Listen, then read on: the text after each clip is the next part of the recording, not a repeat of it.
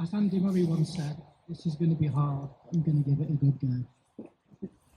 By the way, I only ever played Chris at the tennis once, and he absolutely booked my arse.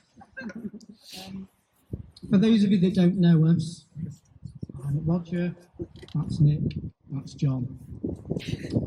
The three of us are long-term friends of Fiona and Chris from a network that goes round old school friends, family, and where myself and John worked in a very infamous office known as TPLC, where we all met Fiona. There's quite a number of people from here today that work there.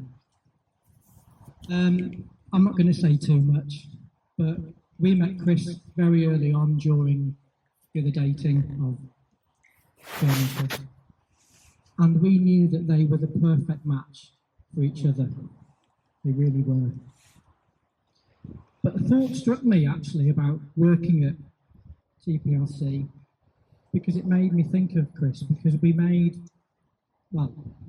some of us made lifelong friends from there because we worked hard and played hard, and that was Chris.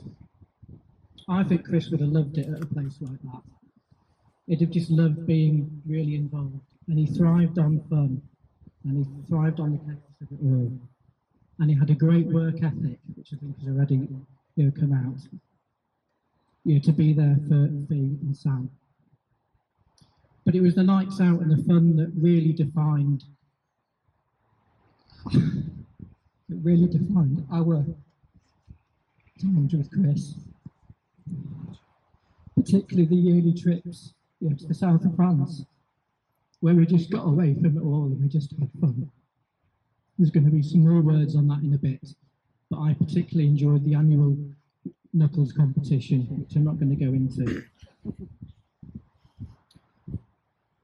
But not everything was based around drinking, funnily enough, which has already been alluded to. I love exercise, so did Chris. We did the Manchester 100-mile bike ride several times, but I couldn't catch him on the last one. We did a half marathon once, and we even did Tough Mudder. I don't know if anyone knows what that is, but please don't do it. It's not good. It's great fun. So I'm just going to wrap up shortly.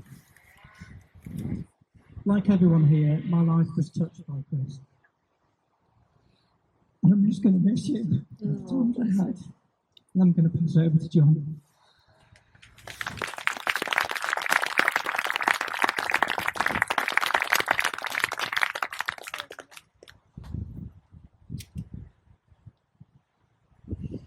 Hi everyone, my name's John.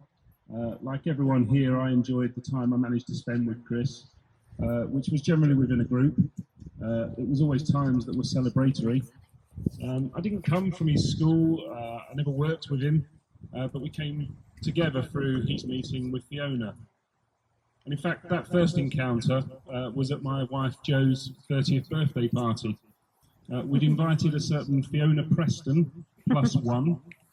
Fiona actually managed to be otherwise engaged, but an unknown +1 called Chris, the new fella, did attend, and we never really looked back.